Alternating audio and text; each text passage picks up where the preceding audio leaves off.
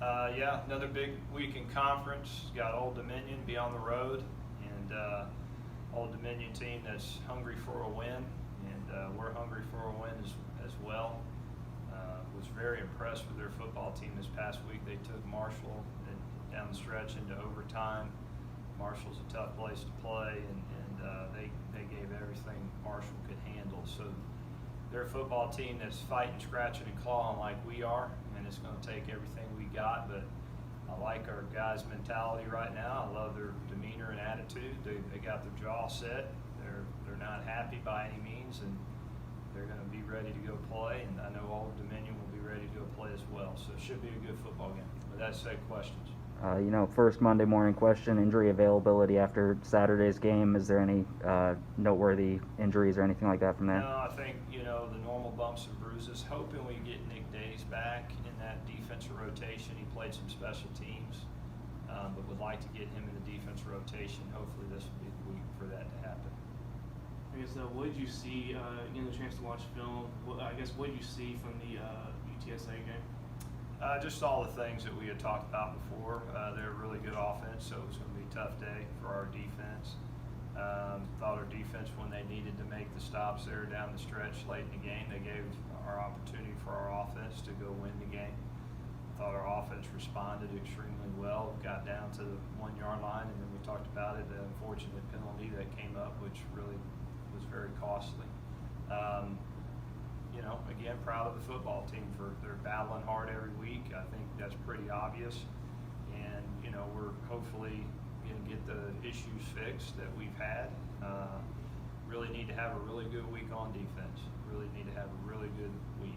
We've played some really good offenses, and our defense is battling hard. But obviously, the first 2 years I was here, that was our strength of our football team.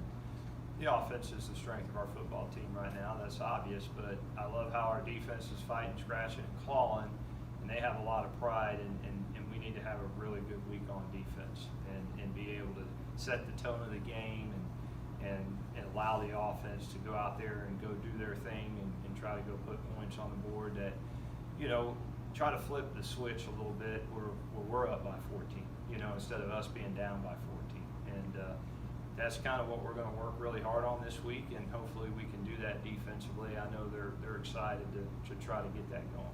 You look at the film, you can look at a lot of different things, but when you talk about setting the tone, UTSA scored right out of the gate. Their second drive, they scored almost the same exact fashion as the first score. When you look at those plays in particular, how do you look at that and make sense of that as far as like setting the tone for Old Dominion? Well, I think, some of the things that happened early is they hit explosive plays down the field. We were in man coverage. It was a one-on-one shot. Quarterback was extremely accurate with the football. Big, tall, talented receiver went up and got it. Those were the obvious things early in the game that really stood out. If you're able to stop those plays, then it changes the game a little bit for you. I think as you go into Old Dominion, you got to look at it and say, okay, yeah, we're going to be a man coverage football team. We're going to play man, but what do you do to maybe put your guys in better situations against, and they got some big talented receivers at Old Dominion too. So it's not something that's just going to go away for us. So we got to work extremely hard on those plays, those explosive throws down the field. But if we can limit those plays in this game, I feel like it'll give the ball back to the offense, and then the offense can go do their thing. In terms of limiting those explosive plays and just improvements on defense as a whole, I guess what specifically do you have to do better to, do that? Well, I think up front, and our front seven, we're doing okay in the run game. Not near as well as we'd like, but we're doing okay. And in the secondary, we gotta, like we talk about explosive plays over and over. We got to stop that. And I know our defense coordinator, Coach Crum, and the defense staff is really working hard on how do we help our secondary out. I do think the UTSA game, talented quarterback, talented receivers. We got caught in some man coverage situations. They checked to those plays. They did a nice job of connecting on that. So moving forward, we're working hard on how do we limit in the passing game, the down the field throws. Still got to stop the run. That's the number one thing. If you can can stop the run game, make the quarterback have to go beat you with his arm, most quarterbacks are going to have a hard time doing that. And for UTSA, their quarterback can go do that, and he showed it in that game. So those are the things you got to evaluate every week as you're putting a game plan together. Coach, it really seemed like the run game finally was starting to pick up a little bit even more against UTSA. What are your expectations going into this week against Old Dominion? I know UTSA had one of the top rush defenses in all the country. Yeah, for us, the run game is take what they give you, and Bailey does a great job of, is it a loaded box or is it a not loaded box? And he's usually getting you to a run when it's a 5-man box, and if the tight end's attached and it's a 6-man box and they're trying to play coverage, then, he'll also check to a run. So I think Bailey's doing a really good job in that area. You look at the first 2 drives when UTSA came out, I mean, they basically said, you're going to have to run the football. They took the Mike backer and played him 10 yards deep, and, so the box said, run it, and we ran it, and it got them out of that coverage. They decided, all right, we got to go now play coverage because these guys are smart enough to realize that they're not going to go throw it every down. So really in the offensive scheme of things, it comes down to Bailey seeing what the box is, being smart and saying, I don't need to throw the football, and go hand it to some quality running backs. And we showed that in the last game, and that'll be the blueprint every week for us. What about Adam last week? I think he kind of stepped up and emerged. I mean, we've seen what he did in the offseason and coming up from North Dakota State, but he got his best game of the year last weekend. Yeah, really happy for him. I thought he ran with a purpose. I told Coach Laughlin, our running backs coach, as we were making a drive there, I said, hey, keep number 7 in the game here. He's got a hot hand. And that's kind of how we evaluate our running backs. I like what all our guys do. They all have different skill traits, but you could tell in his style of play early in the game that he had his jaw set. He was running with a purpose for sure. And so, that's why I wanted to keep him in there. But really proud of the running back unit as a whole. I mean, I thought all the running backs ran extremely hard, and we'll keep rolling those guys. And I think it's more of who has the hot hand, and Adam does such a great job in everything. He's great in pass protection. He's good at catching the ball out of the backfield, so, you just got to go each game and kind of say, if you're in there, you got to go do something with it, and he did something with it when he was in there. Obviously the offense, like you said, strong point of the team. It's like those mid-2010 teams when you were here before.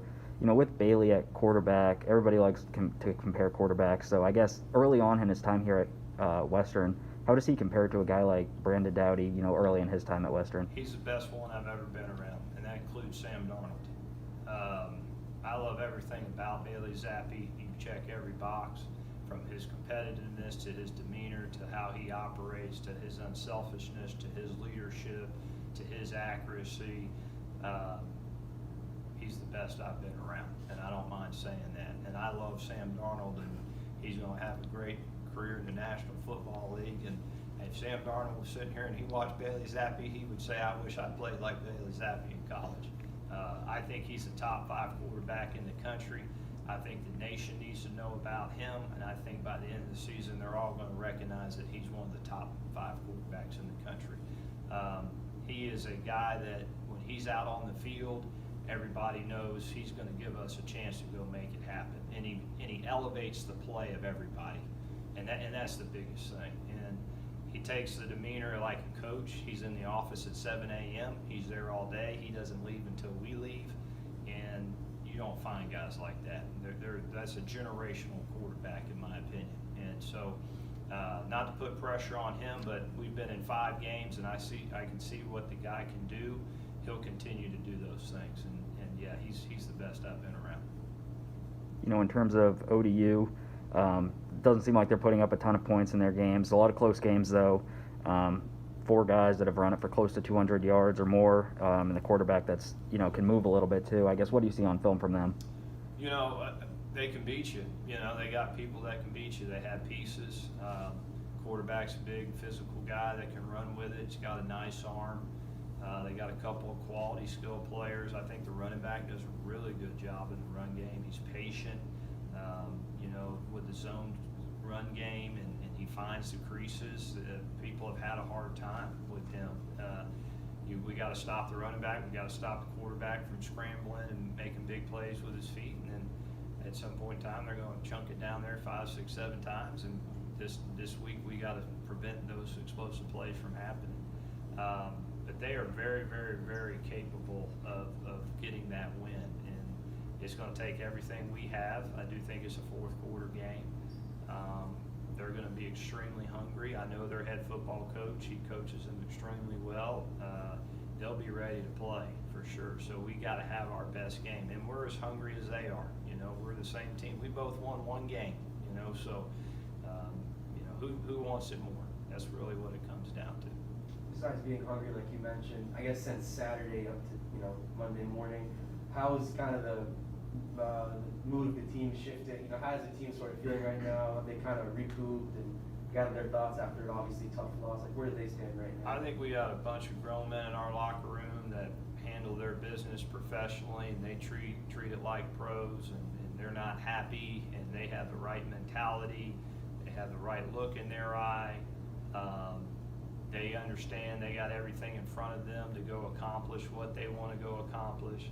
They understand what our strengths are, they know what our deficiencies are, and I love walking into that team meeting room with those guys, because when I talk to them, every single one of them's looking me in the eye, and they're nodding their head, and they're right there with me. And I'm usually pretty good at feeling the demeanor of a football team, and I know our fans could probably say the same thing when they watch us play. We may not do everything right, and at times it may be hard to look at, I'll be honest with you, but at the end of the day, you can't sit here and say that football team's not fighting, scratching, and clawing.